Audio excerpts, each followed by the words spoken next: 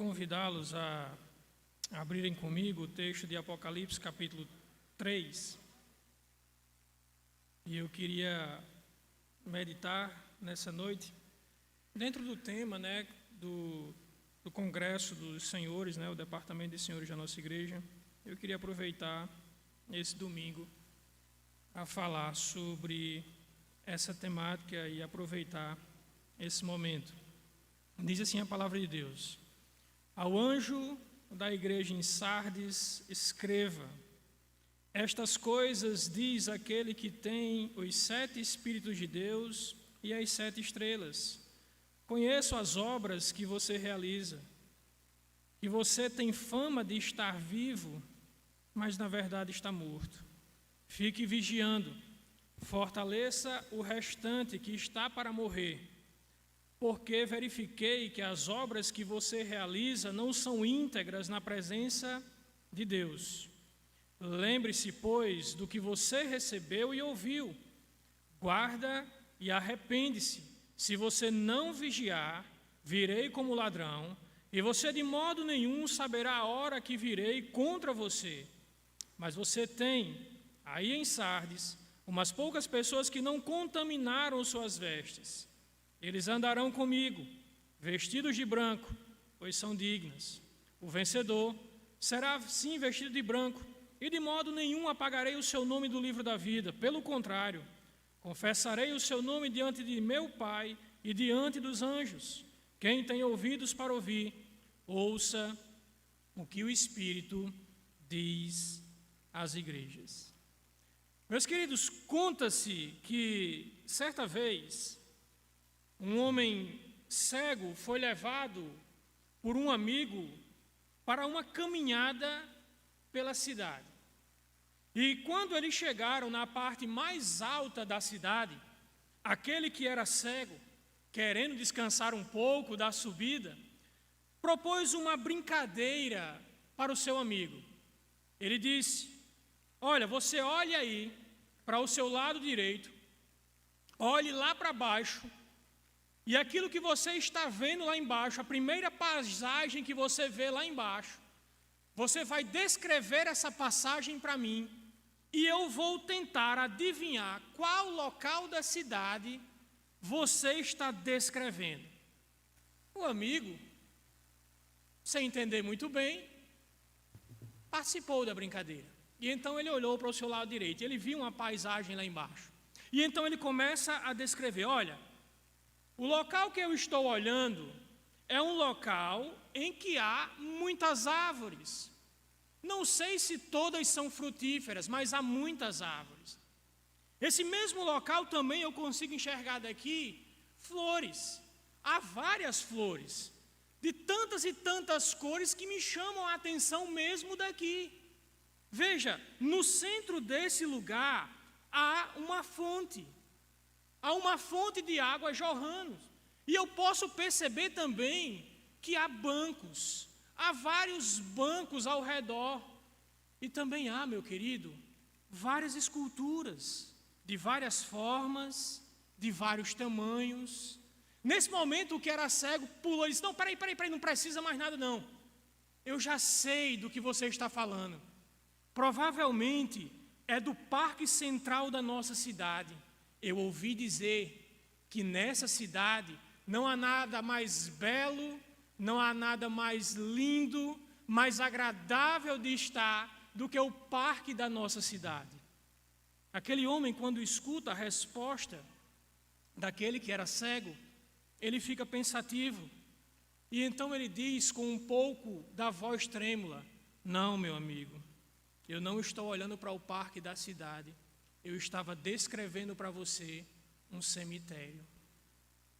Meus queridos, essa história ilustra muito bem o que Jesus disse da igreja de Sardes. Tem nome, que vive, mas está morta. A igreja estava morta. Aos olhos dos homens, essa igreja parecia viva, parecia estar tudo bem. Provavelmente os cultos estão acontecendo, a música, as pessoas estão presentes, as pessoas contribuem, As pessoas até cantam quando o louvor está sendo entoado. Mas aos olhos de Cristo, essa igreja, a maioria dessa igreja, parece um cemitério. Meus queridos, a morte de uma igreja, ela acontece aos poucos. A morte espiritual, ela não vem, ela é gradual. E meus queridos, a igreja ela começa a morrer, não da noite para o dia, mas quando os seus membros começam a perder a visão espiritual do que realmente importa, do que realmente é essencial para a nossa vida. E muitas vezes nós perdemos essa visão já faz muito tempo e nada nos incomoda, porque provavelmente já morremos espiritualmente. A igreja ela morre quando os membros começam a se conformar com o padrão do mundo. A igreja começa a morrer quando os crentes que estão dentro dela se preocupam muito mais com estabilidade financeira, lazer, saúde, beleza, status, fama, mais do que com a sua vida espiritual. É assim, meus irmãos, que uma igreja morre. É assim que nós morremos espiritualmente e nos tornamos como parte dos membros dessa igreja. E talvez, meus irmãos, foi justamente um ambiente de prosperidade que causou a morte dessa igreja. Portanto, eu gostaria de olhar, meus irmãos, para as palavras de Cristo, dirigida a essa igreja, cuja maioria está prestes a morrer, e tirar pelo menos 3 lições sobre a necessidade que temos de avivamento espiritual para a nossa vida. Em primeiro lugar, avivamento requer vigilância. Avivamento requer vigilância. Veja comigo os versos 2 e 3. Qual é a primeira palavra que Cristo direciona para essa igreja? Vigie. Vigie e olhe a condição espiritual em que você se encontra. Nós sabemos, tanto pela história como pela arqueologia, que a cidade de Sardes era uma das cidades mais prósperas daquele eixo ali, da Ática, da Grécia Antiga. E, meus irmãos, a maioria dos membros dessa igreja gozava da mesma prosperidade da cidade. O texto também aponta, meus irmãos, que essa igreja não sofria perseguições, não estava lutando contra heresias, que nem as outras igrejas que você vai ver nas outras cartas. Mas, meus irmãos, não é estranho que em condições tão favoráveis uma igreja dessa seja taxada de morta? Era uma igreja próspera, não tinha problema com heresias, provavelmente tinha uma doutrina correta. Como é que Jesus olha para uma igreja dessa e não aponta nenhum pecado escandaloso, como a igreja de Laodiceia, por exemplo? E então o Senhor olha para essa igreja e diz: essa igreja está morta. Alguém já disse, meus irmãos, que nos tempos de paz nós devemos ser duplamente vigilantes. Quando tudo está bem, você deve vigiar o seu coração. Quando Deus estiver dando paz, prosperidade a você, é preciso que você tome cuidado, para que isso não ocupe o lugar dele em seu coração. Aliás, sobre falta de vigilância, essa igreja e essa cidade conhecia bem sua história. A cidade de Sardes, ela fica numa elevada saliência rochosa. Ela fica numa espécie de morro. Fora o morro, há paredes que protegem essa cidade. Durante muito tempo, a cidade de Sardes foi conhecida como a cidade inconquistável, por estar em uma elevação rochosa e terem muralhas altíssimas. Mas essa cidade caiu, e ela caiu por falta de vigilância. Ciro, o grande rei da Pérsia, quando estava dominando a região da Palestina, ele começa a expandir para a Grécia, ele começa a tomar todos os locais, Palestina, Grécia, Mar Mediterrâneo, ele toma tudo. E quando ele chega nessa cidade, ele tem dificuldade. Mas ele percebeu que era uma cidade autoconfiante. E então ele infiltrou um homem que subiu pela muralha, enquanto os guardas da cidade dormiam. Esse homem subiu a muralha, entrou na cidade, abriu os portões e Sardes caiu. Talvez você diga assim: rapaz, um evento como esse ficou marcado na história da cidade e essa cidade nunca mais deixou de ser vigilante. Errado. Eles caíram no tempo de Antíoco Epifânio, um rei da Síria. Da mesma forma, soldados dormindo, um homem sobe a muralha, entra dentro da cidade, abre os portões e mais uma vez a cidade cai. Mais uma vez, por falta de vigilância, a cidade enfrenta um novo sofrimento, um novo problema, por falta de vigilância. Nossa vida espiritual, meus irmãos, é a mesma coisa. Não podemos cometer o mesmo erro dessa cidade e não vigiar, por um fato bem simples. A nossa guerra não é contra a carne e contra a sangue. A nossa guerra é contra o diabo. A nossa guerra é contra o inimigo das nossas almas. E as armas que eles têm para nos atacar são armas espirituais. Você não pode negligenciar a vigilância do seu coração. O diabo anda em derredor da sua vida e da sua família, procurando uma brecha, uma única brecha, para destruir não apenas você, mas aqueles a quem você ama. Você precisa vigiar. Meus irmãos, quando eu penso em vigilância, eu considero a falta dela um pecado não tão grave, mas ela é um pecado que abre as portas para pecados muito maiores.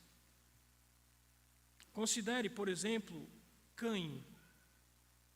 O Senhor alertou Caim que aquele sentimento de ódio pelo seu irmão precisava ser dominado.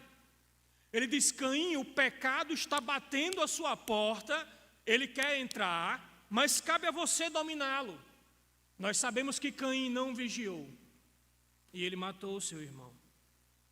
Considere o caso de Salomão. Mesmo tendo toda a sabedoria do alto, mesmo tendo a lei que dizia que o homem de Deus não deveria procurar esposas fora de Israel, esposas que não temiam a Deus, e Salomão casou não apenas com uma, mas com várias delas.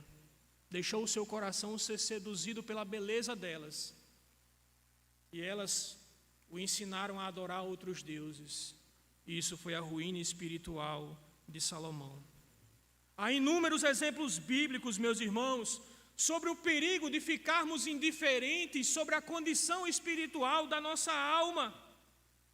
De tempos em tempos nós precisamos fazer um autoexame espiritual para sondar, para ver se de fato somos crentes, se de fato somos alguém que estamos na fé. E aqui, meus irmãos, eu chamo vocês a tomar cuidado com a falsa segurança. Tome muito cuidado. Não se considere crente porque você está aqui, nesse momento. Não se considere crente porque você desceu as águas do batismo ou toma ceia no domingo de ceia. É preciso que você escrutine a sua vida, você avalie a sua vida, você gaste tempo avaliando como está a situação da sua alma. Eu não estou aqui, meus irmãos, perguntando pelas evidências da sua fé na quarta-feira à noite, no culto de oração, ou no domingo à noite, aqui, o momento em que nós estamos vivendo. Eu quero saber se você consegue enxergar os frutos da fé na sua vida durante a semana.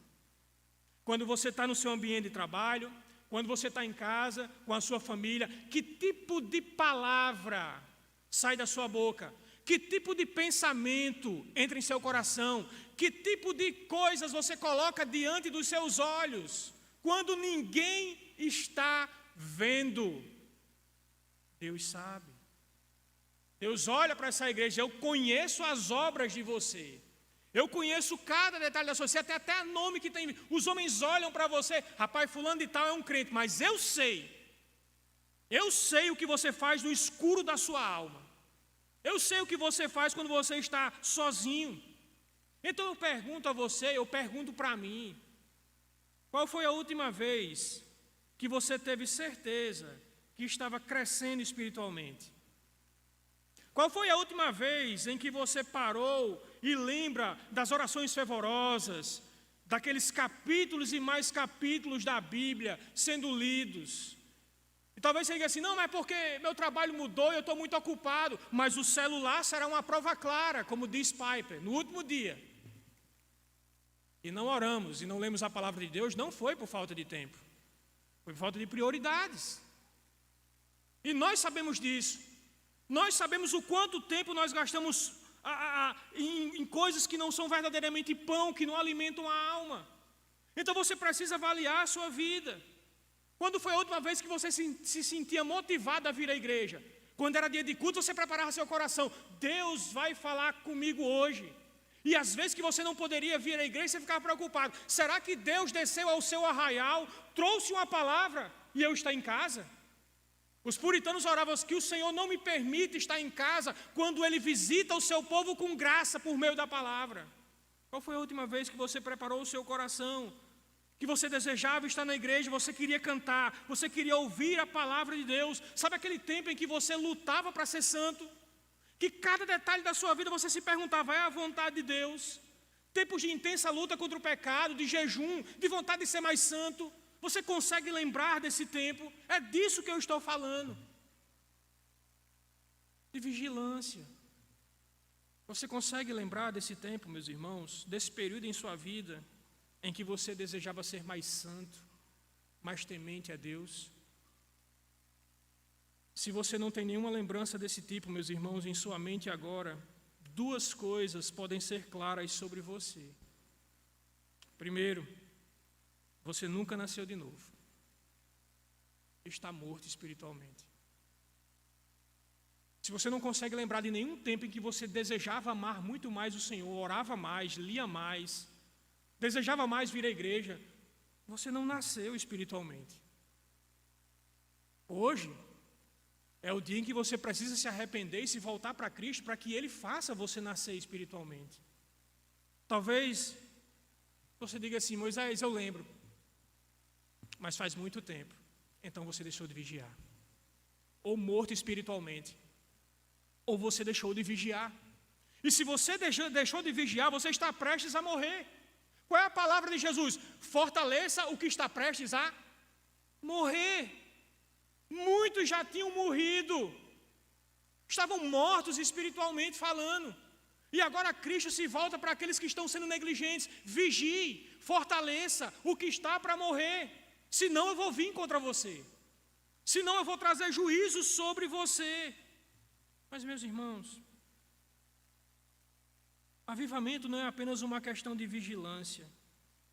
Avivamento também, em segundo lugar, nós aprendemos nesse texto que avivamento produz mudança. Avivamento produz mudança. Notem comigo, meus irmãos, o verso 3. Olha a palavra de Cristo para uma igreja que está, na sua maioria, moribunda, prestes a morrer. Lembra-te, pois, do que você recebeu e ouviu. Guarda-o e arrepende-se. Se não vigiar, virei como um ladrão e você de modo algum saberá a hora que virei contra você. Notem, meus irmãos, algo incrível. Jesus está dizendo aqui que a mudança só é possível por meio da palavra de Deus. Notem a ênfase de Cristo aqui, lembrar daquilo que eles receberam. E quando você compara o Novo Testamento, a linguagem usada por Jesus aqui é a mesma linguagem usada nas cartas pastorais. Lembra-te do bom depósito, lembra do que você recebeu. Ele está falando, meus irmãos, do Evangelho. Ele está falando dos escritos apostólicos que depois viraria Novo Testamento, que se uniriam ao Antigo Testamento e comporia as Sagradas Escrituras, a palavra de Deus. As palavras de Cristo aqui, meus irmãos, provam que avivamento e obediência à sua palavra são os fundamentos, meus irmãos, em que o avivamento ele floresce. Nós precisamos da palavra de Deus. Quantos testemunhos? 3 pelo menos foram contados aqui do poder da palavra de Deus em trazer vida, não apenas física, mas acima de tudo espiritual. É a palavra de Deus. Jesus coloca, meus queridos, aqui em evidência a importância dela, porque ele sabe que o único meio confiável de conhecermos a condição da nossa alma é através da leitura dela e a influência do Espírito Santo em nossos corações. É a partir da palavra de Deus. A palavra é como um espelho que mostra o estado da minha alma. A palavra é como um espelho e mostra onde eu preciso melhorar e o que eu preciso abandonar.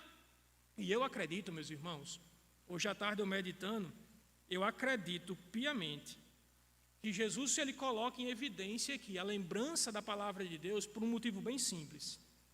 A capacidade que nós temos de nos auto-enganar. A capacidade que o nosso coração tem de mentir para a gente. Jesus ele olha para a palavra e diz que ela é a única forma de sabermos quem realmente nós somos e não nos auto-enganar. Meus queridos, às vezes nós olhamos para a pecaminosidade da nossa vida anterior e a gente conclui o seguinte: olha, no passado eu fazia isso e hoje não faço mais, então portanto eu sou crente. Não é assim? A gente olha para uma vida, uns tinham umas vidas mais desregradas que outras, está entendendo? Uns eram mais desmantelados, outros menos, mas todo mundo tem um passado sujo. Aquela frase que todo crente tem um passado sujo é verdade. Só acha quem não tem um passado sujo, quem não sabe da sua condição espiritual diante de Deus. Mas todos aqueles que sabem da sua condição espiritual diante de Deus têm um passado sujo. E então você lembra de alguns pecados que você abandonou no passado, aí você conclui: eu sou crente, eu sou uma pessoa salva. Mas nós devemos lembrar, meus irmãos, que um alcoólatra que deixa a bebida com medo de morrer, não se torna crente, não. Não é o abandono de algum ou outro pecado que vai dizer que você é cristão. Você precisa sondar o seu coração por completo. Não é apenas uma área da vida que precisa ser mudada. São todas as áreas da sua vida. Outros, às vezes, olham para o pecado dos outros. E aí é mais fácil, né? Você olha para o pecado do outro e você diz: rapaz, já que eu não cometo esse tipo de pecado aí, eu sou crente. Às vezes você passa por um bar, está lá o bêbado deitado sobre o vômito, você diz: rapaz, o cara desse aqui precisa ser crente. E aí você abriga todo tipo de pecado em seu coração, sem arrependimento, sem luta, e você sabe disso, e então você se considera um crente. Mas não é olhando para a vida dos outros, é olhando para a palavra de Deus, é usando a palavra de Deus, é o confronto que ela traz à nossa vida que nos ensina e nos mostra o que é ser verdadeiramente um cristão. É quando ela nos molda, nos confronta, nos abate, nos acusa e depois nos cura. Porque a palavra de Deus ela é viva e eficaz.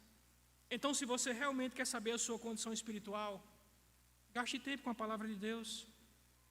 E quando você encontrar as falhas que o Espírito Santo vai lhe mostrar, imediatamente as corrija.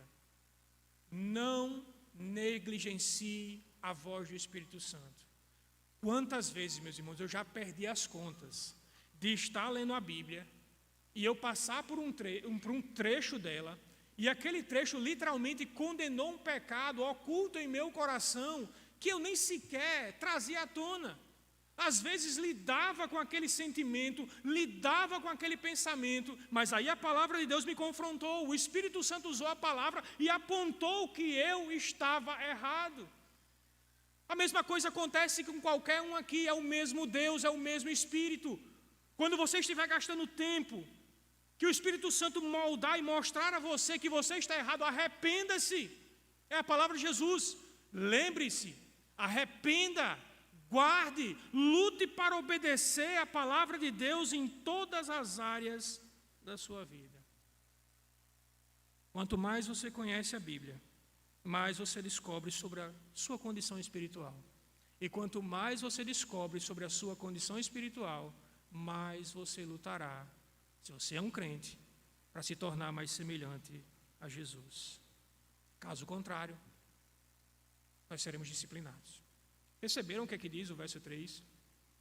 Virei como um ladrão. Alguém aqui já teve a experiência de um cara ligar assim de noite e dizer: alô, Mariton, quero dizer que de 3 da manhã eu vou pular o muro da sua casa e vou lhe roubar. Um ladrão não avisa. Quando você menos esperar, Deus vai encontrar você no seu pecado não importa qual seja, e você sofrerá suas consequências. Seja eu, seja você, seja qualquer um aqui, Deus encontrará você no seu pecado. Ele disse para Moisés, quando as 2,5 tribos disseram que queriam ficar fora da terra, eles, não, nós vamos lutar e vamos ajudar o povo a conquistar a terra. Moisés disse, se vocês não entrarem na terra, saiba que o vosso pecado vos há de encontrar. Não adianta esconder, meus irmãos, uma vida. Não adianta você apagar o histórico do computador depois de acessar a pornografia. Não adianta apagar a conversa com a amante. Não adianta. Deus conhece absolutamente tudo e Ele vai julgá-lo. Meus irmãos, a minha oração, nesse ponto específico aqui, é que o nosso pecado não seja confrontado por Deus naquele último dia. Naquele último e terrível dia, quando não haverá, meus irmãos, mais nada o que possa ser feito, e a única coisa que nós vamos experimentar é condenação eterna, juízo eterno. Então, desse momento em diante, meus irmãos, comece a avaliar o seu coração. Avalie seu coração, cada pensamento, cada ação, tente encontrar a razão por trás de qualquer atitude que você tome. Avalie, escravinhe o seu coração. Por que eu fiz isso? Por que eu disse isso? Por que eu desejo isso? Faça um autoexame para que você não seja condenado, para que você não experimente a condenação eterna. Veja algo interessante nesse texto, meus irmãos. O verso 2. Jesus manda que eles vigiem porque ele percebeu que as obras que aquela igreja realizava não eram íntegras em Deus. Como assim obras que não eram íntegras? Há duas formas de entender essa passagem. Ou eles estavam fazendo as coisas com motivação errada, o que também é pecado, ou eles estavam, meus irmãos, fazendo as coisas para Deus, enquanto viviam escondidos na prática do pecado. No domingo à noite, eles professavam crer em Deus, eles cantavam a glória de Deus, eles ouviam a pregação, mas quando estavam em suas casas, viviam na prática do pecado. Quando estavam em seu trabalho, na sua vida diária. Vocês já pararam para pensar nisso? Você pode cantar, frequentar uma igreja, contribuir financeiramente e ainda assim manter pecados ocultos em seu coração, em sua vida, que provam que você não nasceu de novo. Não adianta servir a Deus no domingo e o diabo na segunda-feira. Não há integridade na sua vida, não haverá aceitação diante de Deus. Você pode fazer o que você quiser na igreja, mas se a sua vida não acompanhar a fé que você professa, Deus jamais aceitará, meus irmãos, jamais aceitará o seu culto. Precisamos, meus irmãos, sair daqui com um compromisso de sondar a nossa vida, de avaliar a nossa vida, encontrar cada pecado, lutar contra ele e buscar viver uma vida santa, porque isso trará benefícios para a nossa vida, não apenas aqui e agora, mas na eternidade. E aqui eu chego ao último ponto. Avivamento é uma questão de vigilância, avivamento traz mudanças, mas avivamento também produz recompensas. Percebam o verso 4 a 6. Jesus ele faz uma promessa àqueles que estavam naquela igreja. Percebam aqui, meus irmãos, que a palavra de Jesus acaba revelando a condição de todas as igrejas ao longo da história. Dentro das igrejas, meus irmãos, existem aqueles que estão mortos, mas pensam que estão vivos. Existem aqueles, meus irmãos, que estão para morrer e nem sequer dão conta disso. E existem aqueles, meus irmãos, que estão vivos e se esforçam para permanecer no caminho. Deus sempre terá um povo. Deus sempre terá um remanescente. E Jesus se dirige justamente a esse grupo, aqueles que lutam para viver em santidade. E Ele garante a eles que eles jamais experimentarão ter os seus nomes excluídos do livro da vida. E não apenas isso, ele garante a esses irmãos uma santidade completa, total e final. Sabe aquela santidade que você almeja tanto? Eu acho que todo mundo passa por isso, né? Quando você cai em pecado, você se irrita, você fica irado e você se pergunta por quê, por quê, por quê, por quê? Algumas vezes é falta de vigilância, mas outras vezes é porque ainda existe um impostor, ainda existe uma natureza pecaminosa no nosso coração e que muitas vezes vai nos fazer cair. Mas sabe aquele choro de tristeza depois de um pecado? Jesus está dizendo aqui, perceba no verso 4, a parte B, andarão. O tempo verbal do grego aqui está lá para o futuro, sabe por quê? Porque Jesus está dizendo que aqueles que lutam pela santidade aqui, um dia serão plenamente santos no céu. Um dia serão plenamente santos e estarão para sempre ao lado de Cristo.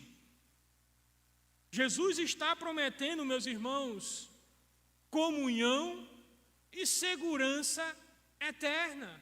Então vale a pena, meus irmãos, vale a pena lutar por uma vida santa, porque quando nós lutamos para viver uma vida santa, nós estamos demonstrando que Jesus é o nosso Senhor.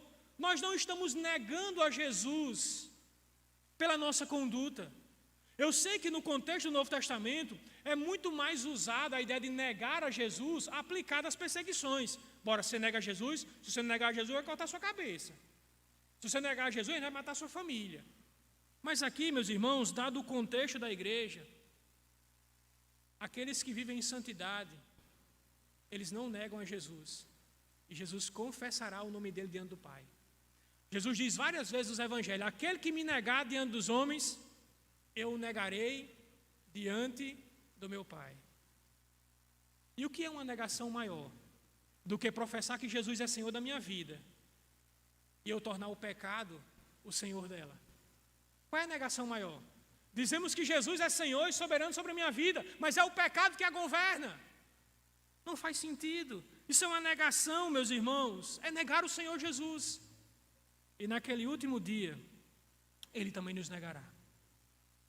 A passagem de Mateus capítulo 7, Jesus diz que muitos naquele dia me dirão, Senhor, Senhor, expulsamos demônios, curamos enfermos, profetizamos. São pessoas que estavam dentro da igreja. E o que é que Jesus diz para ela? Afastai-vos de mim, eu nunca vos conheci. Estavam na igreja, mas fora de Cristo. É preciso avaliar, meus irmãos. Você precisa sair daqui desejando, almejando, lutando para viver uma vida mais dedicada ao Senhor. Porque sem santidade, ninguém verá o Senhor. Absolutamente ninguém verá ao Senhor. E essa dedicação, ela será recompensada. E quem garante isso é o nosso Mestre. Aquele que tem o dom, aquele que tem o discernimento para conhecer aqueles que são seus. Deixe-me concluir. Eu quero chamar a atenção para vocês, agora, de volta ao verso 1. Reparem na identificação que Jesus Cristo usa sobre si mesmo. Ele se apresenta aqui como aquele que tem os 7 Espíritos de Deus e as 7 estrelas. O próprio livro de Apocalipse, capítulo 1, diz que as estrelas são a igreja. Está lá. É João quem dá a interpretação, não sou eu. Ele diz que as estrelas são as igrejas. E ele diz que tem autoridade sobre essas igrejas. Mas quando ele fala do número 7, da plenitude do Espírito, ele está dizendo para uma igreja que está morrendo, que só ele tem poder para vivificá-la. É o Espírito Santo quem dá vida. E o único que possui a plenitude do Espírito é Cristo. E somente Ele pode trazer, meus irmãos, a vida, o avivamento que tanto precisamos. Você precisa, meus irmãos, desesperadamente, buscar a Cristo. Eu, você, nossa igreja, o único que pode nos avivar, o único que pode trazer vida à nossa mornidão espiritual, o único que pode nos restaurar é Cristo. Precisamos nos voltar para Ele. Não é uma agenda, não é nem suas orações, não é nem sua leitura bíblica, precisa dEle, é Ele. É Ele quem transforma o seu coração. Então ore nessa noite: ó Senhor, se eu estou morto espiritualmente e vivendo num cristianismo de fachada, Senhor, me ressuscite. Eu não quero encontrar o Senhor naquele último dia como meu juiz, eu quero encontrá-lo como meu advogado. Eu não quero perecer porque fui negligente, porque não sondei o meu coração. Ó Senhor, dá-me força, a força necessária para viver segundo a sua vontade. Ore pela nossa igreja, ore pela sua vida. Eu quero concluir, lendo a passagem chave do nosso congresso. Peço que o irmão Marcos projete aí 2 Crônicas, capítulo 7, verso 14. Mas eu não queria ler sozinho, eu queria que vocês lessem comigo, o texto vai estar aqui. Porque é disso que eu estou falando. É de clamar. É de clamar para que o Espírito Santo, para que o nosso Cristo revele a nossa condição, nos transforme, nos dê força, nos auxilie na tão dura e difícil caminhada rumo a Canaã celestial. Todos juntos? Se o meu povo...